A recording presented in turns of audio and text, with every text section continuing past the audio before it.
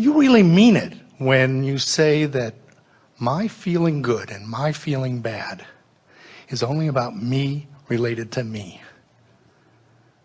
You could use a lot of different excuses. People say, I'm sad because my lover left. And we say, no, you're not.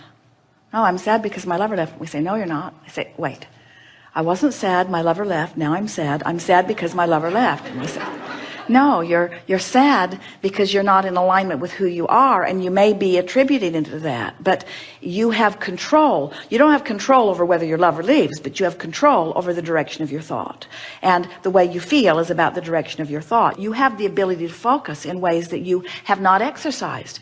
Too many people are dependent on the behavior of too many others, which you can't control.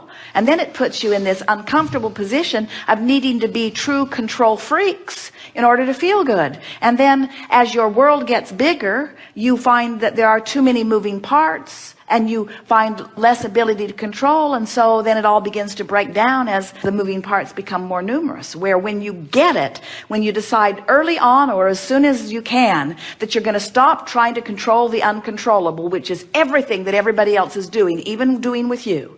Stop trying to control the uncontrollable and control the only thing you can control, which is your relationship with your vortex. You'll be joyful, and then the cooperative components will come and match you, and you'll find all kinds of people in your life lovely to be with and play with, you see. Let's offer this one strong statement because we haven't said it before. Let law of attraction do all of the controlling, and you just adjust your vibration. So you have to stop looking at what you don't want and start looking at what you do want. But we've never known anybody who could just stop doing that. You have to start doing something else, and that's the whole point. You want to focus yourself into the vortex, and we know that the fast way in is to just care about how you feel. When you get in there, everything you want is in there. So some of these processes that you describe feel like effort, and the effort doesn't feel good. But you see, it always takes effort, and let's talk about why it takes effort, and let's just tell it like it is. Focus is effort because law of attraction will hold you to your dominant vibration. So if I've been beating the drum of I don't have enough money, and I've been noticing evidence of not having enough money, and in my noticing that I don't have enough money, I activate a vibration so it keeps me in that position of not having enough money, then to think about having more money is not as easy as noticing that I don't have enough money. It takes effort to imagine beyond what is. That's really what we're talking about. It's easy. It's like it's easy to turn on the television and watch what they're offering. It's more difficult to think your own thought. It's easy to just hear what someone's saying to you. It's more difficult to guide the conversation in a more positive direction. It's easy to observe. It's more difficult to focus. And yet there is so much more reward in focusing than there is in just observing. So most people have trained themselves. You have patterns of thought about money. You have patterns of thought about your body. You have patterns of thought about teachers. You have patterns of thought about government. You have patterns of thought about ecology. You have patterns of thought about medicine. You have patterns of thought about animals. You have patterns of thought about cats. You have patterns of thoughts about dogs. Some of you like dogs and don't like cats. Some of you like cats and don't like dogs. You have patterns of thoughts about all kinds of things. A pattern of thought just meaning a thought that you thought. Maybe your mother thought it, and she thought it and spoke it, and then you thought it and listened, and then it doesn't matter where the thought got started, but you've got an active vibration about a lot of different subjects. So let's say your active vibration about the subject of something that you want improvement in. Let's say your active thought is that we are in the middle of a financial crisis. And let's say that your active thought is that costs are going up and incomes are going down, and the government is trying to fix it, but there are so many moving parts that even the best of them are in a state of confusion. And so that's your active thought, that you've talked about it, you've thought about it, you've listened, you've reasoned it out. That's your active thought. Well, it takes discipline to think a different thought. And many people would say, It's not just that it takes discipline to think an improved thought, Abraham. I don't want to think an improved thought because I've been trained to tell it like it is. I've been trained to face reality, to tell the truth. So now this vibration, this reason that it's harder to think a different thought has many layers of reasons. My mother told me to always tell her exactly the truth. And I don't always do it, but I feel guilty every time I don't. So I've trained myself into this thought, and now it's difficult to think a thought that's different. And we want to say, oh, hear this. The only reason that it's harder to think the optimistic thought about the subject that you've been pessimistic about is because the habit of thought has a vibration active within you, and law of attraction's holding you there. Law of attraction's holding you there. Law of attraction's giving you other thoughts that match it. Law of attraction's bringing you to people who think the same thing. Law of attraction's bringing evidence to you to support your belief. In other words, of course it's hard because reality has been formulating around it, and you believe your reality. And oh, did you just hear that? You believe that reality, and we want you to believe this reality. We want you to believe the vibrational reality. We want you to believe the reality of the whole of you, you see. And when these two realities merge, and the only way these are, oh, this is so good. The only way these two realities can merge is if you come this way into your vortex, because your vortex is never going to merge with this reality. If the source within you would merge with sickness, your planet would be sick and dead soon. If the source within you would merge with economic decline, it would be over for you. In other words, there would be endedness, but that's not ever going to happen because the whole system is such that the source within you holds the leading edge position that is achieved by your asking from the contrast that you live. Are you getting that? When you know what you don't want, you ask for improvement, and improvement becomes the new order of the day. And the new ones being born and all the new energy coming in all come from that vantage point. We've all got a perpetual well-being thing going on here that no matter how negative any one of you get, you cannot disrupt the system. All you can do is pinch yourself off and have an unpleasant time for a while until you croak, and then you're right back in the game again. You see. And in those instances in which I actually feel good or bad, then it's about me to me. When you recognize how you feel, then you are taking responsibility for what's happening. In other words, when we first began expressing in this way, it was delightful to watch Esther, because when something really wonderful would happen, she would say, I did that. And when something not wonderful would happen, she would say, I did that. And there was something empowering about knowing that since she did it, she could do it a different way if she chooses to. But it's easy to forget because there are so many moving parts. It's so easy to give other people credit for the way they behave. That's sort of what feels logical to you, but it isn't logical, because the way they're behaving to you always matches your expectation. People will raise or lower to the level of your expectation.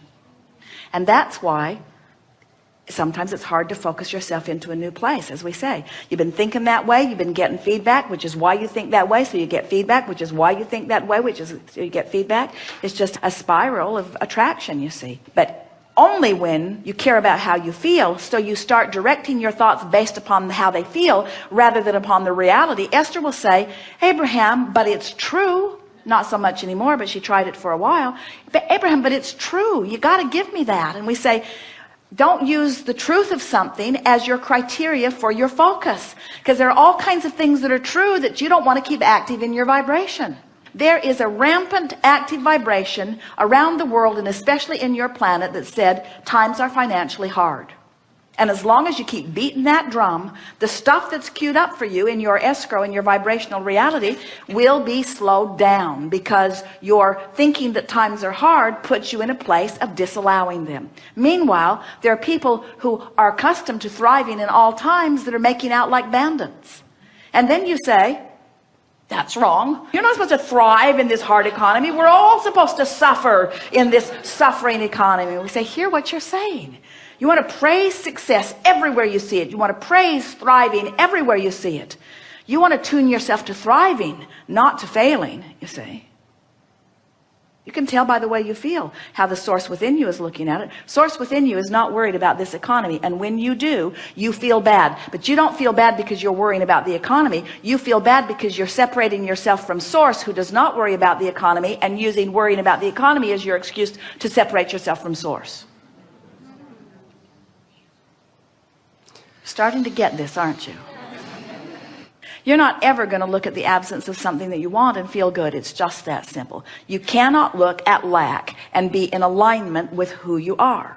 You cannot criticize and be in alignment with who you are. You cannot be mad at somebody and be in alignment with who you are. You cannot be afraid of anything and be in alignment with who you are. A battle against anything is a battle against you. Yes. That's the best way of saying it. A battle against anything is a battle against your alignment. That's it. That's it. That's the only thing you have to know. Oh, and think, while it's a little difficult to wrap your thoughts around this because it's not the way many of you have been thinking, we got to tell you, it's a whole lot easier than getting all those moving parts to line up. So let's see. So Iraq is a mess. And they weren't a mess before, but now they're a mess. And maybe it's our fault that they're a mess, but they had problems and we wanted to straighten them out, and now we've just made it worse. But now Iran, right next to Iraq, they've never gotten along with each other, and I don't really understand why they've not gotten along with each other. It goes really far back deep. They probably don't even really know what it is, but they're sort of pitted against one another, and now it looks like we're sort of going to be swept into that. And then Israel, I don't really understand what's going on over there. And then the Palestinians, I don't know whose land it really was to begin with, and I don't know why they want to live there when there's so many other places that they could live, and I don't know why this little piece of land is so important to them, and I don't know why we're also supportive of them and why we're not more supportive of that. I don't know how to get them talking to each other. It seems like if they could all just get along, but it doesn't look like they're going to get along, and we send emissaries over there and they don't seem to understand it. It's just too big, it goes too deep, and this is our 50th year of really trying to involve ourselves in it, and it is getting bigger and getting worse. And there have been many hundreds of thousands of people that have died in this conflict, and I don't really understand what any of them thought about it, and I don't know what to do about it. And I know that there are a lot of people that I love that are over there that are working on it and trying to do something about it, and I know they all have their perspective, but I don't know how broad their perspective really is. I don't know how much those soldiers that have gone to really fix it really understand about all. I don't know how much they get to really talk to the people that are there. I don't really know what the Iraqi people are really thinking or feeling. I don't think they really like us very much. I think they would like us to leave, and yet I think they're afraid that if we leave that things will get worse. And I don't know. I thought I voted for someone who was going to do something different about it, but I don't know what he was dealing with. I don't know who said to him when he got there, but it seems to me that what he said before he was elected and what he's doing after he was elected was not really the same thing, and I sure would like to talk to him about it, but I don't think there's much chance that I'm ever going to get to talk to him about it. I'm not even sure if he really has a clear idea of what to do about it, but there are just so many, and we say, just kill me now. How are you ever going to sort that all out? Now let's talk about Michael Jackson's death. So how are you going to sort that out? How are you going to sort that out? How could you ever sort that out? And really, don't you just want to go in the vortex? Don't you want to just leave them all to whatever they're creating and just go into? Now, here's what happens when you go into your vortex. When you see people afraid of bombs dropping on them, you ask for a world that is more peaceful. When you see children suffering, you ask for a better life for them. When you see intolerant people speaking only of one right way to live, you ask for a more diverse and understanding world. You have created something so magnificent in your vibrational reality, and all of your attention to all of that stuff that holds you apart from what you've created keeps you from being the whole being that you are, you see. Trying to control the uncontrollable keeps you outside of your vortex. And these simple processes of wanting to feel good and reaching for the thought that does, and reaching for the thought that does, and reaching for the thought that does until it does, and then holding to the thought that did feel good, and holding to it and holding to it until you have activated and trained yourself into that vibration, until you become a vibrational match to the better world that you are asking for. The better world cannot show itself to you. But in the moment you become a vibrational match to the better world that you're asking for, it'll show up here and here and